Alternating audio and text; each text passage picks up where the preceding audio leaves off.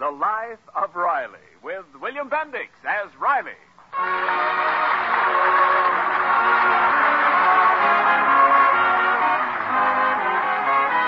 Well, it's Christmas Eve, and in the Riley house there is peace and goodwill toward all men.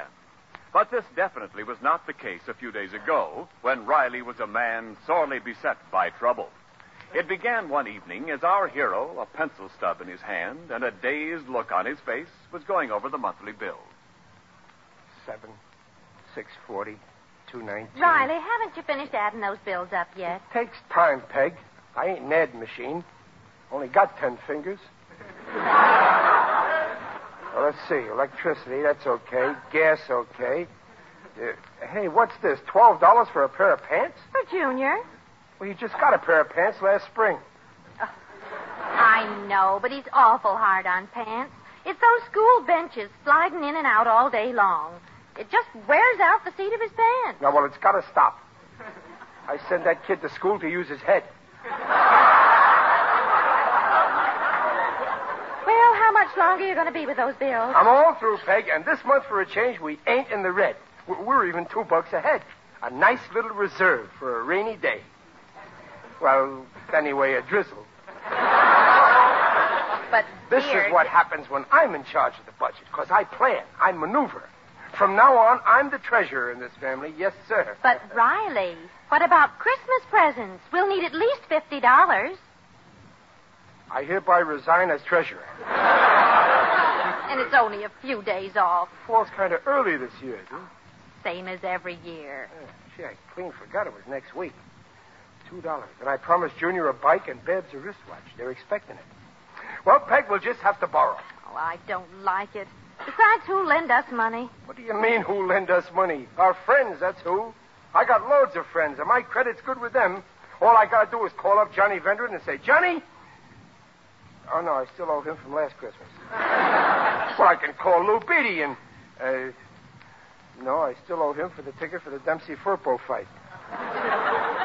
Well, I can always call up Sammy Roberts. You know, we got to make some new friends. We're in a rut. Well, Riley, I could write to my father for a loan. Oh, no. I don't take charity from relatives. I got my pride, you know. Yes, but what'll we do? Don't you worry. I'll get dough. I ain't so far gone I can't raise some dough to buy my family Christmas presents. But where'll you get it? I got my resources. I'll get it. See you soon. Bills. Come on, help. Pop's opening my piggy bank. Junior, be quiet. Well, Pop, give it to me. It's my money. Junior, give let it go, to me. Junior. I said let go of that. Riley, let go of that bank. All right. Keep your old bank. This kid is money mad. Well, gee, Pop. Oh, how could It was you? just a loan, and it's only for his benefit. That's still no excuse. Okay. I forgive you, Junior. Now, let's forget it. Oh, hi. Daddy, would you hand me that vase on the mantel? This one? Yes, I left some money in here, and I... Holy smoke, look at that bankroll. That dough's been in here all the time? Yes.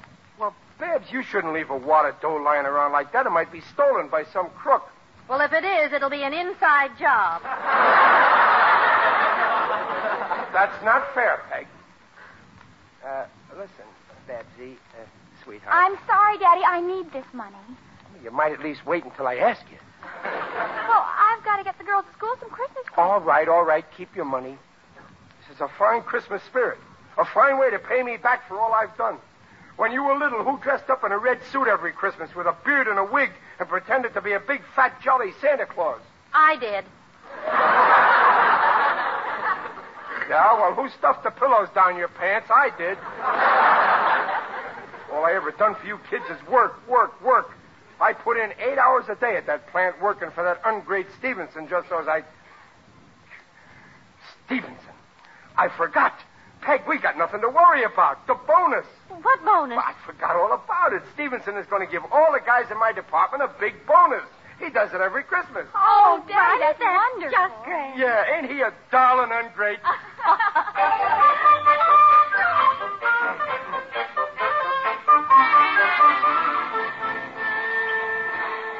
I say it's a dainty trick, fellas. Yeah, you're right, You Gillis. said it. Sure is. Ray Stevenson says we're going to get bonuses if we work hard, And then after we fall in the trap and work hard, he reneges. No bonus. I tell you guys... Here's Riley. Does he know yet? No. Oh, hi, fellas. Yeah, hi, Riley. You're late, Riley. Yeah, I know. I stopped off to put a deposit on the bike I'm getting my kids for Christmas. Boy, that bonus we're getting sure is a break. Riley... We're lucky we're working for a guy like Stevenson. What a sweet type. But Riley... It ain't every boss that hand out bonuses just like that. Look, Riley... Remember how I always stuck up for this Stevenson when all you guys said he was a rat? Well, this just goes to show that he's... We ain't getting no bonus. He's a rat. No bonus? Why? Because he's a miserly miser, that's why. Well, he can't get away with this. We've been counting on this bonus. That's all I've been living for. Yeah, well, we ain't going to take this laying down, fellas. right. We got to stick up for our rights. We ought to send a delegate up to see him and demand the bonus. Yeah. Wait a minute, guys. No, he might get sore and fire the delegate. Oh, what's a job compared to your self-respect? There comes a time when you've got to fight for your rights. Besides, we'll elect the delegate, so it'll be democratic. I nominate Riley. Now, wait a minute, guys. Second the motion. Now, wait a All minute. those in favor of Riley? Just a minute. Aye! Riley, you're elected delegate. I demand a recount.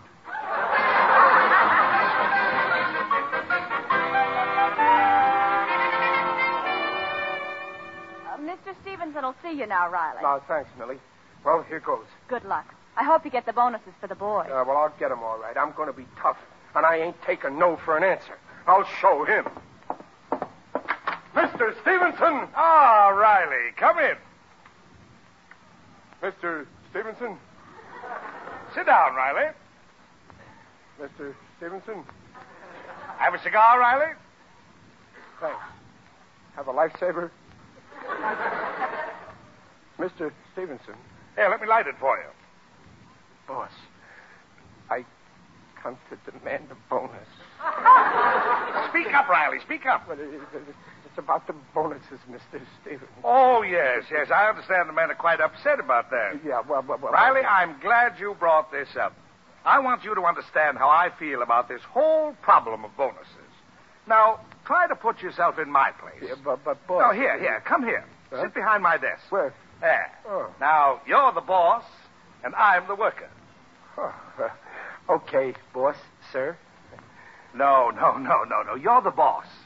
Okay, worker, sir. Now, look, Riley, you're the boss. Mm-hmm. You've got the interests of your employees at heart. You want to do something nice. Christmas is coming, so you think of a bonus. Go on, Riley. Give me a bonus. What would you say? Well, I'd say, Stevenson, you've been a good worker, loyal all year, and you're underpaid. So I feel you deserve a bonus. Here's a check for $100. And Merry Christmas. You offer me a check for $100? I'm insulted. Here I am, a self-respecting American workman, doing an honest day's work for an honest day's pay. And you offer me this tip? You've insulted me. Well, I'm sorry. Oh. You meant well, Riley. It's just that as boss, all you can think of is money. Yeah, I'm a greedy pig. You can't understand that as your employee, I have something better than money. Pride. Yeah, pride. And what kind of a workman, what kind of an American would I be coming in here to ask you for a tip? What would you think of me? You're a greedy pig. Right. After all, we're partners, equals. You have your job here in this office. I have mine out by my machine. But we're still partners. This is our plant. Those are our machines. Those are our planes that we're making. Now, do you see why you shouldn't offer bonuses? Well, yeah, but what? What'll we tell our wife and our children? Oh, Riley, they'll understand. Now, don't you feel a lot better about not getting the bonus? Oh, yeah. What a relief. Fine. Yeah, but the boys... Oh, don't think I'm going to forget the boys. I'm going to throw a big Christmas party right here in the plant, and they're all invited. Oh, boy, that's swell. And there'll be a big tree, refreshments, and entertainment. A show with live actors? No, something a little more appropriate. I'll read Dickens' Christmas Carol. They tell me I'm another Lionel Barrymore. That'll be a nice little gift for everybody, too. What do you think the men would like, Riley? How about a wallet? A wallet? Just what they need. They can use them for tobacco pouches. Fine. Fine. Suppose you pick them out. Get 50 good wallets. Real leather, huh? Say, $1 apiece. I'll tell Millie to give you the check. Oh, boss, this is swell of you. Do you think the boys will appreciate all this? Appreciate it. You take a tip from me, boss. Don't let them catch you alone under the mistletoe. Well, so long, partner. Well, Riley, well. Boys, have I got news for you. You hear that, guys? I told you leave it to Riley. Good old Riley. That's the stuff, kid. How much is the bonus? The what? The bonus. Oh, that. What do you mean, oh, that? We're getting a bonus, ain't we? Well, the question is, do we really want a bonus? Do we want a bonus? What's the matter? Are you crazy? No, but fellas, now wait a minute. You don't understand. A bonus, it's un-American. And, well, if we take a bonus, we ain't Americans any longer. Shake hands with a Hungarian.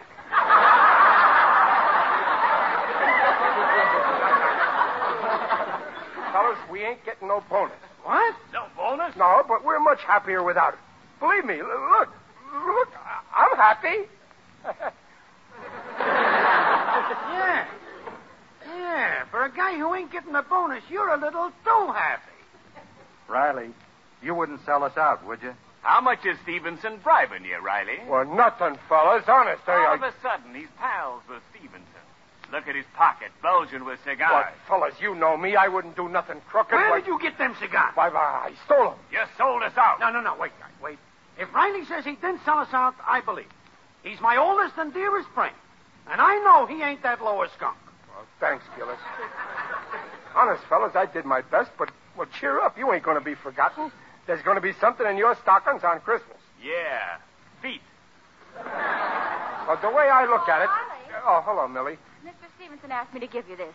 It's for the you-know-what. So long. Oh. Let me see that. No, wait, hey, that's mine. A check. $50. Signed by Stevenson. Person. But, fellas, you don't understand. That's for the you-know-what. We know what, all right. You sold us out. No. For a measly $50. No, that don't... You got your bonus, all No, right. I didn't. Let's get out of here, fellas, and breathe in some fresh air. Gillis, wait. You've known me for 20 years. You just said I wasn't a skunk. A skunk? Compared to you, a skunk is Chanel number 5. Let's go, guys. Wait, fellas. You're hanging an innocent man.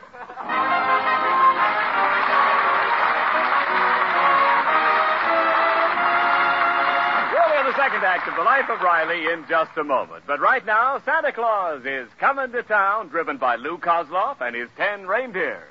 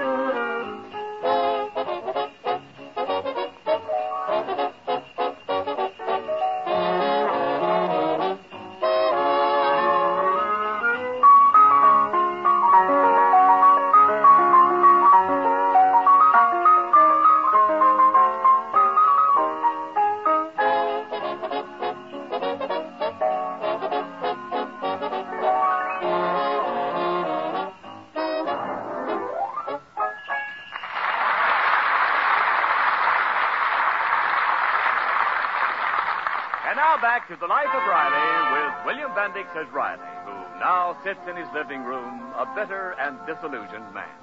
Friends, fat lot of good they do you. They always let you down. Well, I don't need them. I got Peg and the 2 kids. They're all the friends I need. Sorry, now I didn't have more kids. 10 or 12. Oh, well, who's counting? I'm satisfied. It ain't every father that has 2 wonderful kids like... Oh, hello, Junior, my son. Hello. Well, son, what... Junior, where'd you get that black eye? Oh, it's nothing. Nothing. Why, had a fight with Egbert Gillis. Egbert, are you crazy or something? He's twice as big as you. You could never lick him in a million years. What'd you take him on for? Well, nobody's going to say my father sold out. Junior, you fought over me. Oh, Junior, darling, you took on this big bruiser knowing he'd beat you to a pulp. You stuck up for your pop. Oh, my wonderful son. Well, I'll make it up to you, Junior. I'll give you anything you want. Go on, ask me. Ask me anything. Why did you sell out? What? Do you believe it? Well, I didn't want to, Pop, but, well, gee, everybody saw the check. I don't want to hear no more. I got a good mind to put you over my knee and give you a black eye so as you won't be able to sit down for a week. Well, Pop, if it isn't true, why didn't you at least explain? Nobody will listen to me, just like you won't listen to me. I could explain the whole thing in a second. Well, I'm willing to listen. No. I got my pride. If you have so little faith in me that you can believe this story, well, then I'm through. I ain't explaining. You can think what you want. And I hereby resign as your father. Oh, you're home, Daddy. Oh, Betsy, my only child. Betsy, I know I've neglected you, and I never paid as much attention to you as I should have. All on account of him. But I swear I'll make it up to you. I'll give you anything you want, Betsy. Just ask me. Go on, ask me anything. Daddy, why did you sell out? What? You believe it, too? But, Daddy, I don't want to hear. My own 2 kids believe it. And I wanted to have 12 kids yet. That's all I need, a jury. To convict me. Daddy, wait, listen to me. I don't want to listen. I never thought that I'd live to see the day that Well, my... what's all the yelling about? Well, I got plenty to yell about. Those 2 kids of yours. The boys at the plant got a crazy idea. I sold them out so as I could get a bonus while they didn't. They're telling the whole town, and those kids believe it. Junior, Babs, how could you believe such a thing about your own father, knowing the kind of man he is? How could you think he'd do such a terrible thing to his friends? But, Mother, Not another word. I'm disappointed in both of you. Now go to your rooms this instant. Sorry. I'm sorry. Riley, why did you sell out? What? Hey, you think... Oh, what's the use? I only want to get to the bottom of this. I didn't believe it at first, but when I found out you cashed a check of Stevenson's for $50 at the market... But, Peg... Now, don't try to deny it. I know you did. Well, sure, I cashed the check. But look what I bought with it. Here, I'll show you. There. Wallets. For all the men. Christmas presents from Stevenson. And now they go around saying that... Riley. Oh, I'm sorry, dear. I should never have doubted you. Oh, Riley, I'm so ashamed. Oh, no, that's all right, Dumpling. Don't cry. Dry your eyes. Lend me your handkerchief. I ain't got one. Here, use this blotter.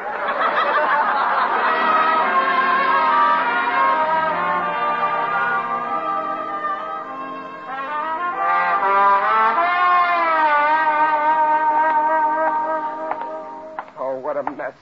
A fine Christmas this turned out to be. Oh, there's a Santa Claus on the corner. I think I'll give him a buck. It'll help somebody else to have a Merry Christmas. Holy smoke, look at that. It's the first time I ever saw Santa Claus wearing a black costume and a black beard. Merry Christmas, Santa Claus. A Merry Christmas to you, Riley. You're looking fine. Very natural. It's you, Digger. Yes, it is I indeed. Digby Odell, the friendly undertaker. Well, what are you doing, Digger, all dressed up like Santa? Oh, I'm collecting money for the UEPGBCC. UEPGBBCC? The undertakers, embalmers, and pallbearers give a box for Christmas Club. We give out food parcels to needy families. Our motto is, the good that you do unto people will come back to you in the end. And so will the people. Well, it ain't much of a Christmas for me, Digger. All my friends have dropped me. Except you. Oh, I'll never drop you until it's absolutely necessary. You heard what the boys are saying about me, Digger. Ah, yes. What a vile slander. Riley, we must clear you. Nobody's going to throw dirt in your face while I stand around doing nothing. Well, Thanks, Digger, but I'll handle this myself. You must strike back right. You must fight. Fight to the last ditch. Oops, that reminds me I have an appointment. Well, cheerio. I'd better be shoveling off.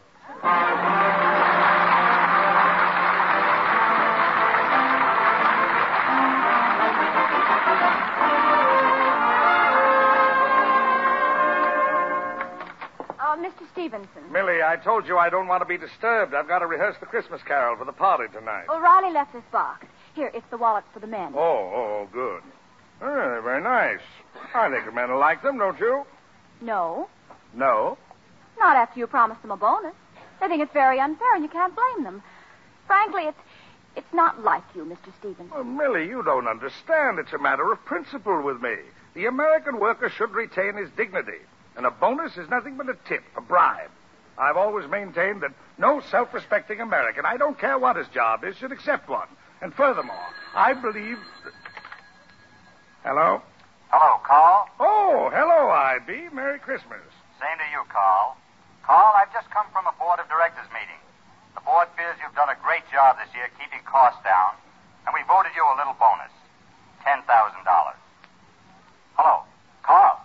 Are you still on? Yes. I, don't know what to say, I.B. Thanks. That's all right, my boy. You've earned it. See you tonight at dinner. Goodbye. Goodbye. Millie, I've been thinking it over. After all, it is Christmas. Put a $50 bill in each wallet. I guess I'm just an old softy.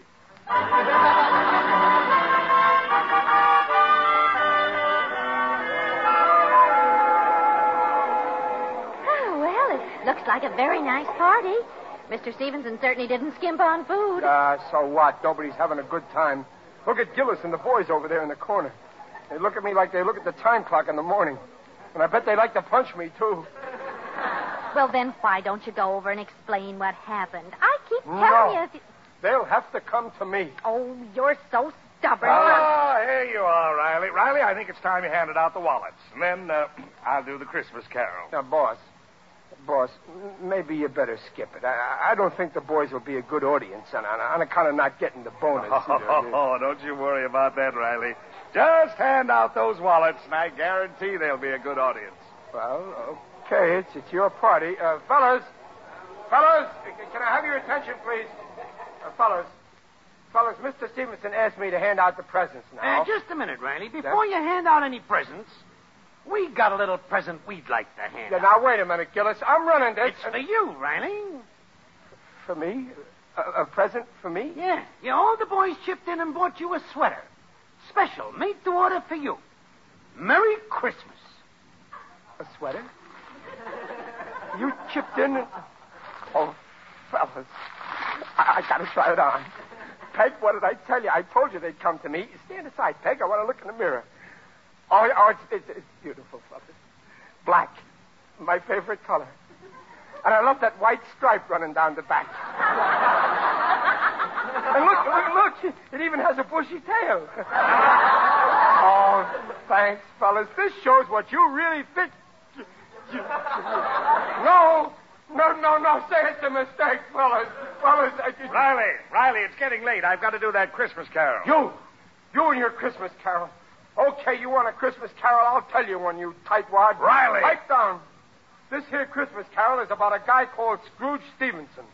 An old miser who wouldn't give the guys who slaved for him a measly bonus. Riley? Pipe down. And on Christmas Eve, Scrooge Stevenson is lying at his home in his bed, made of solid gold, when suddenly there's a knock at the door. And who do you think it is? Who? Pipe down.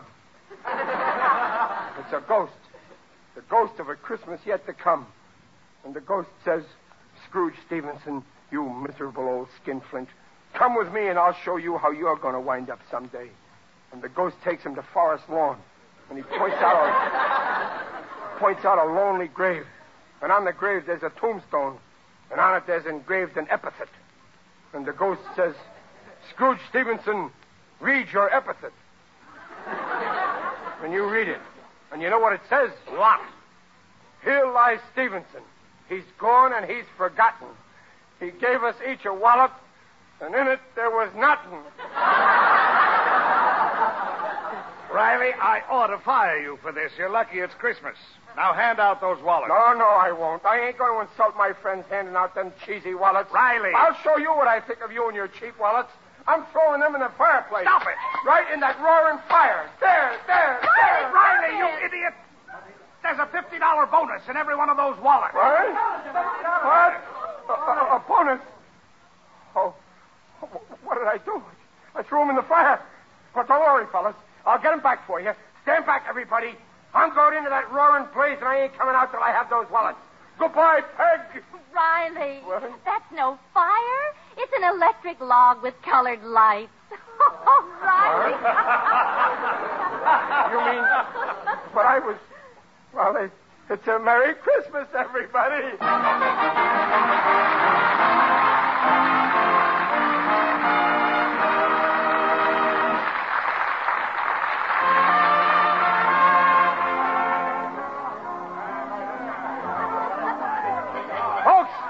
Attention, please.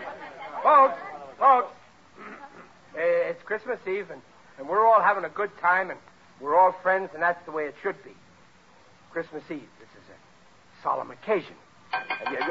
Well, the fellas in the back there kindly break up that crap game. Thank you. Now, what was... Oh, no. As I was saying, I want to say that there is a man here tonight who's been terribly misjudged. Oh, come now, Riley. That isn't necessary. Now, let me finish, Mr. Stevenson. He's been called all kinds of nasty names. Oh, Riley, I really don't mind. Yeah, but now you all know what a sweet, lovable guy he is. Riley, you're making me blush. And you all owe him an apology. So I'm asking you to all join in and wish him a Merry Christmas. Now, come on, all together. Let's hear you say it. Merry Christmas. Merry Christmas. And a Happy New Year. And a Happy New Year. To Chester A. Riley. To Carl Stevenson. It's a losing fight.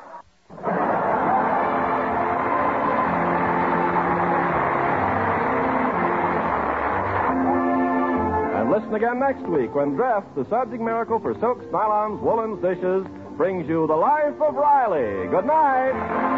This is NBC, the national broadcasting company.